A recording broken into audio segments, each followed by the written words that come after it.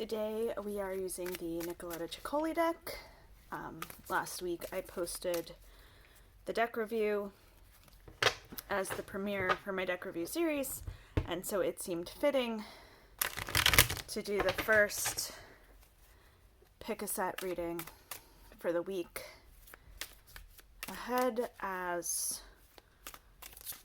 we're using this deck. So I am going to make 3 piles of 3, give you a minute to think about which pile calls to you, and then I will do the readings in order.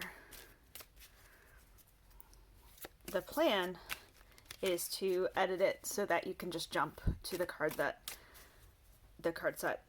that works for you, but we'll see how my skills are.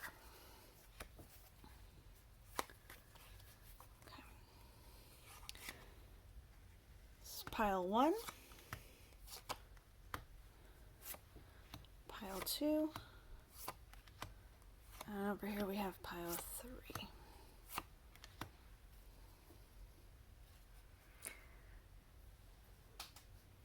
I'm going to ask you now to take a moment and think about which of these sets really sits with you, really resonates with you, that is, and then I will go on to the readings.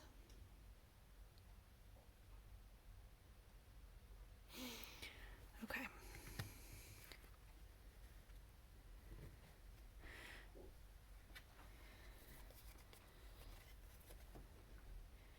If you were drawn to the first pile, we have the High Priestess, the 3 of Wands, and the 6 of Wands. So there is a lot of need to get in touch with your intuitive side here. The High Priestess is intuition. She guards the veil, or the gates to the other side, and she is our go-between. The 3 of Wands is about spiritual growth, and you can see here she's the angel, and she seems like she's not connected, but with those roses, she is in fact connected to the fox. So there's that being part of the community, being part of others, and still having some separation. But again, that feeling of connection, to have 2 cards that directly speak about that, would say that somebody is trying to get your attention and you are having a hard time accepting it or reaching out to them, or understanding the signs. You may feel that there are so many signs being thrown at you and you're just not sure what to make of it. Here we have the 6 of Wands, which is often about being celebrated, recognized, generally in things that you have done well. There's always forward movement. In this particular deck, there's a touch of nostalgia. You see she is moving forward, but almost reluctantly, leaving some things in the past. Altogether, this feels like the issue, or what's holding you back from understanding the signs or putting them together or getting the messages from someone on the other side or from your guides or your angels, is a feeling that you would like to go back to the way things were. And even when things were really wonderful, even if you had the best childhood, you can only use that momentum to drive you forward. We really can't stay in the past because time doesn't work that way. And, while it is a construct, it does move forward in this reality. And attempts to stay in the past will eventually lead to confusion and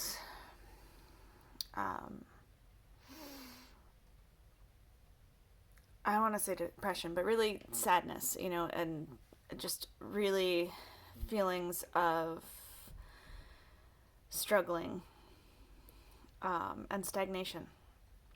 The truth is we all always need to keep going and let the good things about the past push us forward. It's totally okay to miss them, and absolutely you should honor those feelings. You can't just avoid it either, but the key is to let those pieces help you become who you're meant to be, instead of trying to reset to some former version of yourself. And then you will have a much easier time stepping into that intuitive self, because intuition always does better when we are at our most aligned and most evolved selves. Moving on to the second pile, we have the Wheel of Fortune, the Queen of Pentacles, and the Five of Swords. For me, this is about empowering yourself. The Wheel of Fortune is my "this too shall pass" card. So it says sometimes that things are picking up for you, but in this case, it's kind of about letting things roll and going where you need to be, kind of getting to a place where you've accepted where you are and using all of those pieces, the resources, the aspects around you to put yourself in a better place. The lights are flickering because of the storm.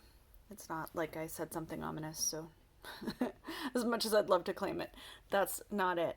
The Queen of Pentacles is nurturing, she's protective, and she creates a comfortable home, a comfortable environment, a place that is right for herself and others. Those two together, having the Wheel of Fortune there, kind of says that you've realized that you need to be the person who makes things comfortable. And specifically, what feels comfortable and correct for you, instead of trying to live up to other people. The Five of Swords in this deck is always about cutting out feelings and limiting beliefs, feelings of insecurity, those nagging thoughts in your head where you are telling yourself you're not good enough or you can't do it. The Five of Swords says that's not going to happen, cuts it right out. And I love these because together, while the Wheel of Fortune usually speaks to change in circumstances, this is more of a change in mindset and in mental health. I mean, this to me says that you are coming to a place where you are healthier in the way that you think and in the way that you talk to yourself. Ultimately, creating that more comfortable environment within yourself as well as around you. One bit of advice, if you are still struggling with that, is to, when you are talking to yourself about what you are doing, ask yourself if you would say that to a friend or a loved one. Sometimes it can be really hard to treat ourselves like loved ones, but you are the only person you will have forever, ultimately, or the only person guaranteed to have forever. And as such, it's important to learn how to cherish yourself and talk to yourself like you are cherished. Start talking to yourself like a friend, and you'll find that you start feeling that way about yourself, and that will help get to these areas, stopping the melting and protecting yourself from not getting there again. When I say stopping the melting, you see that look on her face to me always says, you're done melting and I am never going to let somebody melt you again. And the melting always feels like a synonym for things like trauma. But yeah, be nicer to yourself. You deserve it. And congratulations on getting to somewhere more comfortable. For the third pile, we have the Moon, the Page of Swords, and the Seven of Pentacles. This feels very shadow worky. So the Moon is all about uncovering illusions. People talk about it being about secrets, and there is an aspect of that. But in terms of secrets, it's less about people being deceptive and more about what we keep to ourselves, what we keep under the surface, and what we hide from ourselves and others. But again, that's not in a deceptive, evil kind of way. It's in often an insecure way. Usually it's completely subconscious, especially when the Moon shows up. It's not about going around and convincing people of a lie. It's not about being sneaky. It's just about usually trying to fit in, really. It's usually about survival. And the thing about this, and I've said this 100 times, so if you've ever heard me talk about shadow work, you've probably heard this. But the things that make us different and the things that we are most likely to hide are usually the things that make us the most interesting too. So as you start to find those pieces of yourself that you thought were lost or that you purposely tried to lose, try to come from it from an angle of one, why did I try to lose this, but also what joys will this bring me now that I've found it? You know, what does embracing this mean to me? What will that look like? How will I look different? And then the Page of Swords is usually about new ideas and messages and insights, often coming in the form of a piece of information that kind of helps you put everything together. But in this deck, I always think of her as my mediumship card. Now, when I talk about mediumship, I don't specifically mean mediums calling the dead. I mostly mean making sense of the things that are beyond what we think of as reality, essentially. Going beyond the five senses and paying attention to those sensations, those sounds and thoughts that maybe feel like they don't belong to you. This is also great for people who have things like anxiety and intrusive thoughts. As someone with intrusive thoughts, I know that I'm really good at sorting out what is my thoughts versus what is that. But there's also that third category. And being able to really divide those up helps give you insights into yourself, but also helps you to gain more perspective into the world, helps you to see beyond the day-to-day and get you to really see the full picture and take advantage of all the little gorgeous details that are out, both in the regular five senses way and the augmented version that comes in.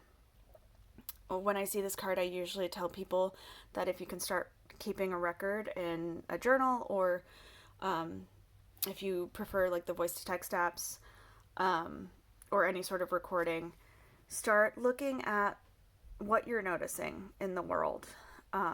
Anything you think could be a sign, any little detail, and the more you record, the easier it'll be to sort those out. And the Seven of Pentacles is all about nurturing businesses or hobbies or skills.